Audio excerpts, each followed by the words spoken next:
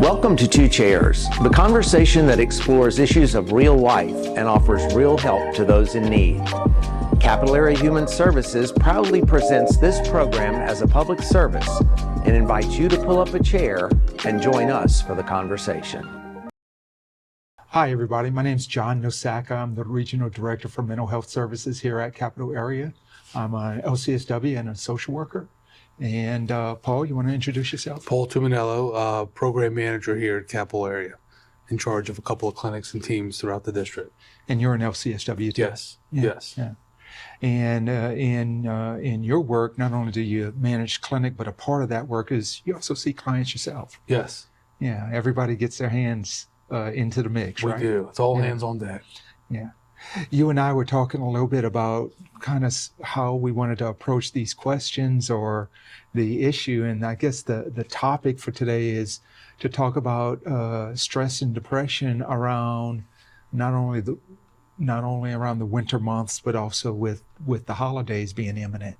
Mm-hmm. So I was kind of framing in my mind, maybe the best way to start is just talk about the broad strokes about winter and then maybe get into the holidays more specifically as we move on. Mm-hmm.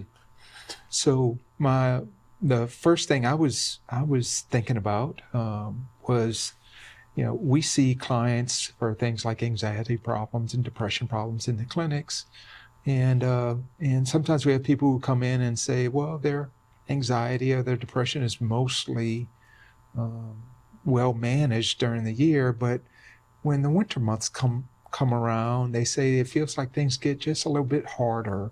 They feel like the burdens they carry are just a little bit bigger. Do you ever see people like that?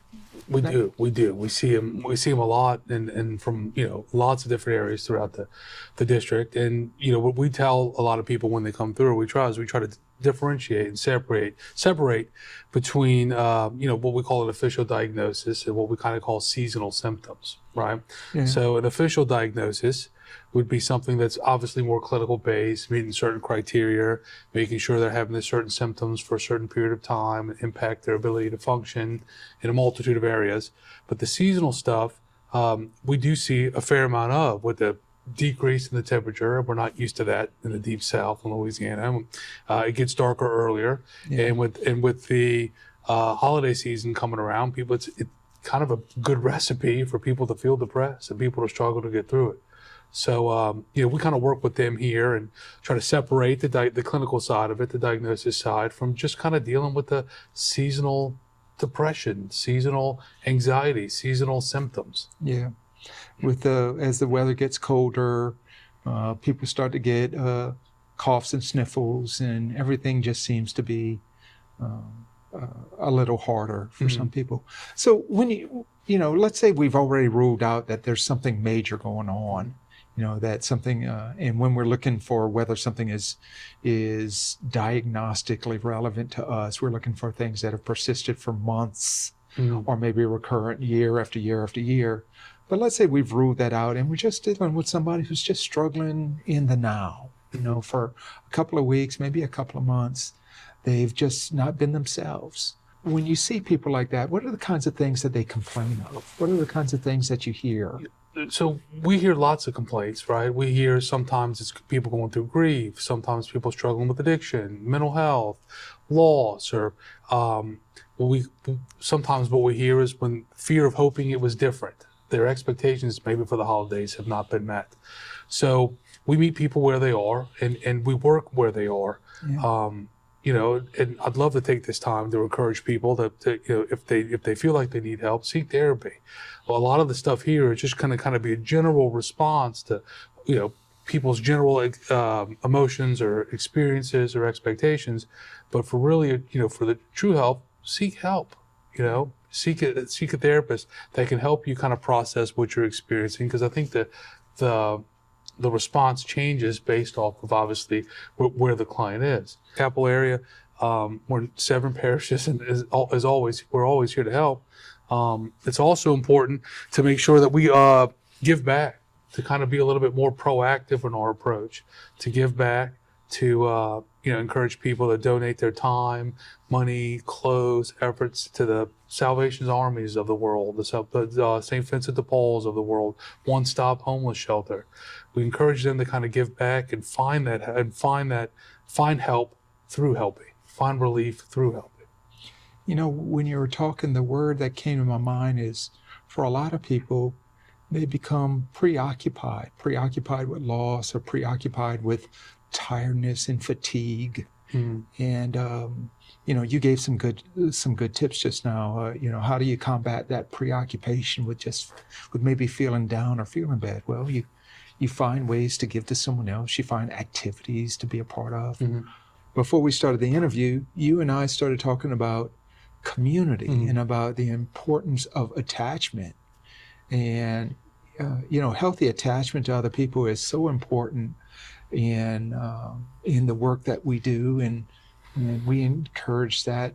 What are some of the ways that you think somebody, even when it's when the weather is not great, or when you have problems with transportation, how would you suggest somebody go about trying to maintain attachment to the good people and places that are around them?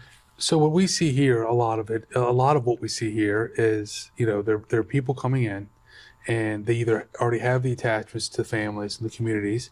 So we encourage them to kind of keep those avenues and those channels open and reach there. The people that don't, we do a lot of pushing to empower them to create those avenues. Right. Like I mentioned before, whether it's giving back to One Stop Salvation Army, giving back to community-based service, creating those bonds in the community, and those ties for people to help.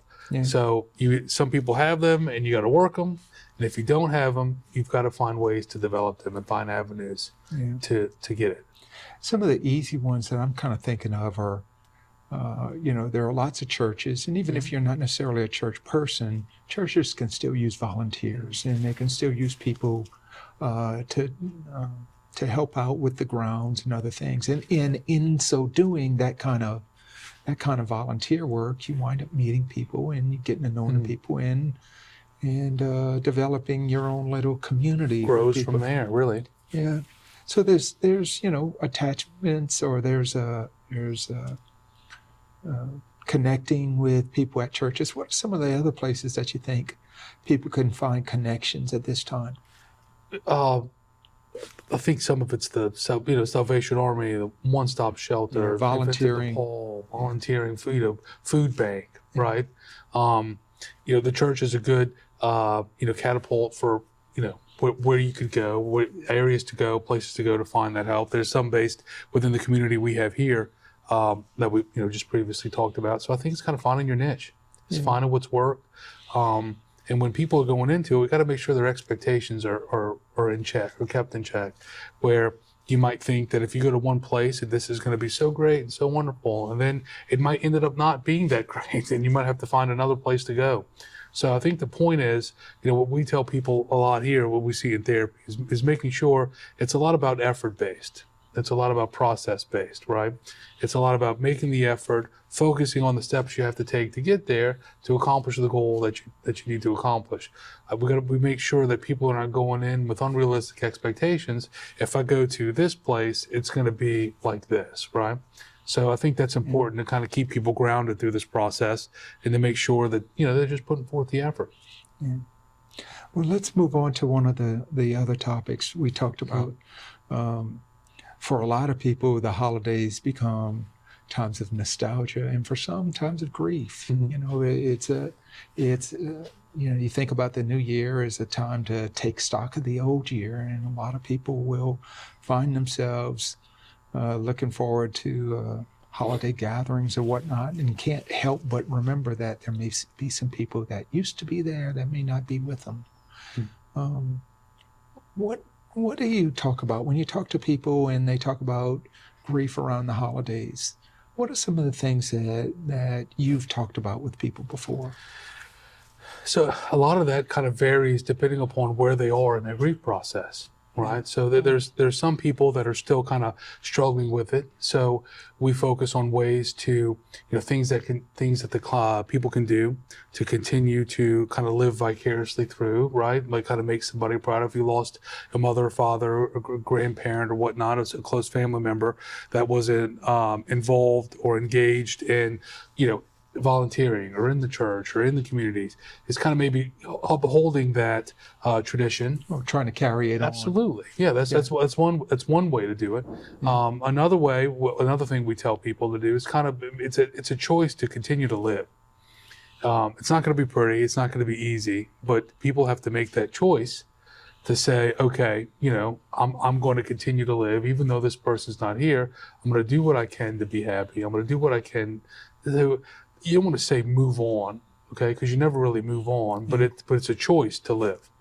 You're reminding me of how we all grew up. We all got trained talking about the stages of grief, and that for some people they get to that stage of depression, which is the place where they say, well, I've tried all these other ways to ignore this or get past this, and I haven't been able to. And that depression is the realization that I can't get around this. And the acceptance comes when they realize, okay, well, then I'm just going to have to live with this. And they figure out how to do that. Mm-hmm. And, I guess that's, being able to live with sadness and carry on with sadness is, that's a virtue. That's something I think that most of us are striving for. And some people are good at it, and some people not so much. And I guess the point you made earlier, if you've been struggling with something like that and it's persisted for year after year or season after season, maybe that is the time to reach out to a therapist or a close confidant to talk about it. Right. The last thing I wanted to ask you about was holiday stress. Getting more specifically, talking about the holidays. For a lot of people, the holidays are a wonderful time. And behind everybody for whom holiday is a joyous occasion, there's the TDL person. There's the person who's doing all the shopping. There's the person who's running all the errands. Mm-hmm. And that's the person that struggles sometimes with the holiday stress, with the budgeting and the traveling and the time management. Time management, yeah. What are some things that we could share with people out there that's the challenge for them? The challenge for them is keeping the holidays as an enjoyable experience and not just falling prey to the right. So we start a lot with making a list, right? Taking a more pragmatic and objective approach, right? What do I need to do today? What can going out one day at a time, 2 days at a time, a week at a time, and kind of making time management, planning, lists, making sure everything's getting done. Number one. Yeah. Being realistic about what you can get done in a day. Absolutely. Number two, like I said, previously, a lot of it is, did you do the best you can today? And if you did the best you can today, that's all you can do. And you got to go to bed and get up tomorrow and do the best you can to do. So I think a lot of people put a lot of emphasis and focus on trying to get, as much as they can do in one day. And reality, that just kind of wears them down, beats them up. Depression, anxiety, time management, anger, angst, all the emotions are flying. Yeah. So I think it's important, like I said, time management, making a list, and it's also about focusing on the effort instead of the outcome. But two, and what I'd like to tell people with all of this, experiencing this is a good problem to have. You've got a lot to do. That means you've got a lot of people that love you, they depend on you, care about you, a lot of people that you want to spend time with. So let's not lose sight of the fact that sometimes when you have that stress, it's important to deal with it appropriately. But that's a good kind of stress. It's a good problem to have. Yeah. Well, thanks a lot, Paul. Thanks for sharing your time with us. And to everyone out there, happy holidays, Merry Christmas. We work at a human service agency. Mm-hmm. We help people with mental health problems and substance abuse problems and people with developmental disabilities. if ever somebody thinks that they might need professional help, that you've tried other avenues and you felt like you just haven't been able to get what you need, you're welcome to give us a call. You can try 225-925-1906, 225-925-1906, and you can speak with someone here and maybe they could help you decide whether it's time for you to talk to a professional or not. Thank you. Thanks, Paul.